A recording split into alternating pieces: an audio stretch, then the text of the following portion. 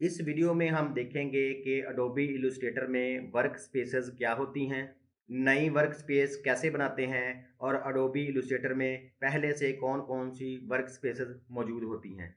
यहाँ पे हमें 3 पैनल्स ग्रुप फ्लोट करते नज़र आ रहे हैं। इन पैनल ग्रुप्स को हमने पिछली वीडियो में यहाँ पे फिट किया था और यहाँ पे लेफ़्ट साइड पे हमें ये टूल बार नज़र आ रही है। ऊपर ये जो है ये कंट्रोल बार है और इसी तरह हम यहाँ से एक पैनल बार को एक्सपैंड कर लेते हैं और अपने फ्लोटिंग पैनल्स को यहाँ लेफ़्ट साइड पे अरेंज कर लेते हैं। तो अब हम देख सकते हैं कि यहाँ पे 3 पैनल ग्रुप फ्लोट कर रहे हैं और ये पैनल बार जो है ये एक्सपेंडेड हालत में है। ये वाली जो पैनल बार है ये कोलैप्स्ड हालत में है। हमने अपनी मर्ज़ी से मुख्तलिफ पैनल्स को यहाँ से विंडो मेन्यू में से भी बाहर ले आए।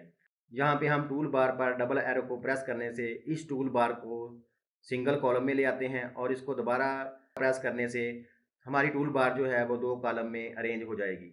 हम दोबारा डबल एरो को क्लिक करके टूल बार को सिंगल कॉलम में अरेंज करते हैं। अभी हमें सारी जो टूल बार्स और पैनल की जो अरेंजमेंट नज़र आ रही है, इसको अडोबी इलस्ट्रेटर में वर्क स्पेस कहते हैं।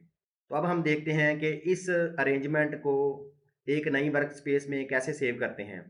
तो यहाँ से विंडोज़ मेन्यू में अभी अप एरो जो है इसको क्लिक करेंगे तो हमें टॉप पर वर्क स्पेस की ऑप्शन नज़र आएगी।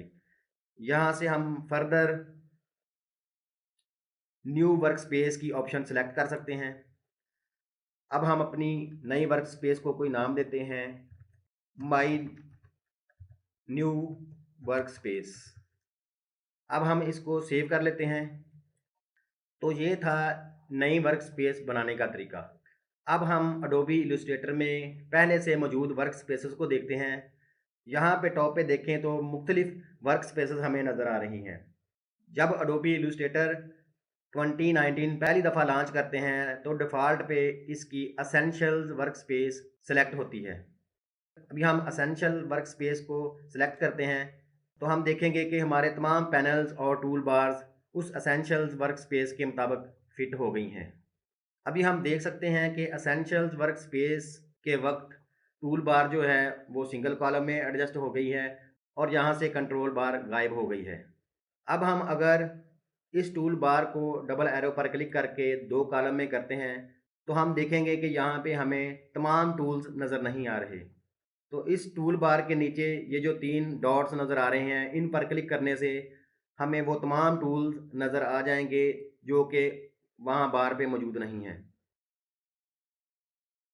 तो यहाँ पे जो टूल्स डिम नज़र आ रहे हैं वो पहले ही से इस टूल बार पर मौजूद हैं और जो यहाँ पे हाईलाइटेड नज़र आ रहे हैं वो पहले से यहाँ मौजूद नहीं हैं।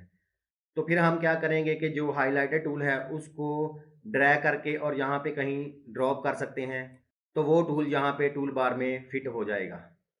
इसी तरह हम स्मूथ टूल को यहाँ से ड्रैग करके यहाँ पर ड्रॉप करते हैं तो वो यहाँ पे टूल बार में फिट हो जाएगा। अब हम यहाँ बाहर क्लिक करते हैं तो ये ऑप्शंस कोलैप्स हो जाएंगी।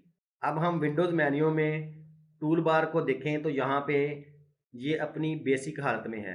तो अगर हम टूल बार की एडवांस हालत को सिलेक्ट करें तो अभी हम देख सकते हैं कि वो तमाम टूल्स यहाँ पे आके फिट हो गए हैं और अगर अब हम इन 3 डॉट्स को क्लिक करें तो यहाँ पे हम देख सकते हैं कि तमाम टूल्स जो हैं वो टूल बार पर फिट हो गए हैं। तो ये एडवांस टूल बार है। बाहर क्लिक करते हैं तो इसी तरह यहाँ पे मुख्तलिफ वर्क स्पेसेस मौजूद हैं, automation, essentials, essential classics, layout, printing, printing and proofing, tracing, typography और वेब। तो अभी हम देख सकते हैं कि हमने एसेंशियल्स वर्क स्पेस सेलेक्ट की हुई थी और हमने इसको कुछ डिस्टर्ब कर दिया था। तो अब हम एसेंशियल्स वर्क स्पेस को दोबारा भी रीसेट कर सकते हैं। तो जो वर्क स्पेस यहाँ पे सिलेक्ट होगी तो उसके बारे में यहाँ रीसेट की ऑप्शन आ रही होगी। तो अभी देखें लिखा हुआ है रीसेट एसेंशियल्स, तो इसको क्लिक करने से हम देखेंगे कि हमारी एसेंशियल्स वर्क स्पेस अपनी डिफ़ॉल्ट हालत में रीसेट हो गई है। इसी तरह हम यहाँ से लेआउट की वर्क स्पेस सेलेक्ट करते हैं तो हम देखेंगे कि हमारा अडोबी इलस्ट्रेटर का एनवायरनमेंट बदल गया है और यहाँ पे हमें डिफरेंट पैनल सेट नज़र आ रहा है। इसी तरह हम टाइपोग्राफी की वर्क स्पेस सेलेक्ट करते हैं तो अभी हम देख सकते हैं कि अडोबी इलस्ट्रेटर का एनवायरनमेंट दोबारा चेंज हो गया है और हमें यहाँ पे मुख्तलिफ पैनल सेट नज़र आ रहा है। अब हम अपनी सेव की गई वर्क स्पेस को भी दोबारा यहाँ पे ला सकते हैं। तो ये देखें, यहाँ पे टॉप पे हमारी सेव शुदा वर्क स्पेस नज़र आ रही है। इसको सिलेक्ट करने से हमारे पैनल्स उसी तरह तरतीब पा जाएंगे जिस तरह हमने उनको अरेंज करके सेव किया था।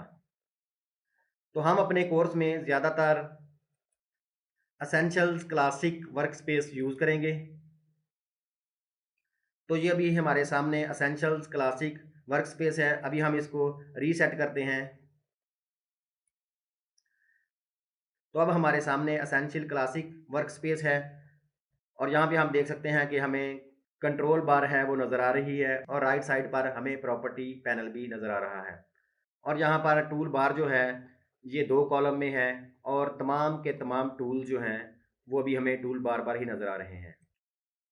अब हम देखते हैं कि काम करते वक्त बाज़ का कोई कुछ टूल जो हैं वो हमसे ड्रैग होकर किसी दूसरी जगह पर फिट हो जाते हैं। तो यहाँ पे देखें कि हमारी जो टूल बार है वो बिल्कुल डिस्टर्ब हो गई है। तो अब हम दोबारा वर्क स्पेस में जाकर एसेंशियल वर्क स्पेस जो सिलेक्टेड है इसको यहाँ से रीसेट करते हैं। तो हम देखेंगे कि टूल बार पर कोई फ़र्क नहीं पड़ा। तो टूल बार को अगर हम रीसेट करना चाहते हैं तो यहाँ से 3 डॉट्स पर क्लिक करें और जो फ्लाई आउट मेन्यू खुलता है वहाँ पे राइट साइड पे एक और फ्लाई आउट मेन्यू है।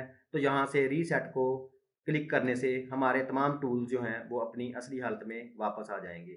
और जहाँ पे हम देख सकते हैं कि कुछ टूल तो वैसे ही नज़र आ रहे हैं, जबकि कुछ टूल्स के साथ बॉटम राइट पे हमें एक छोटी सी ट्राइएंगल नज़र आ रही है।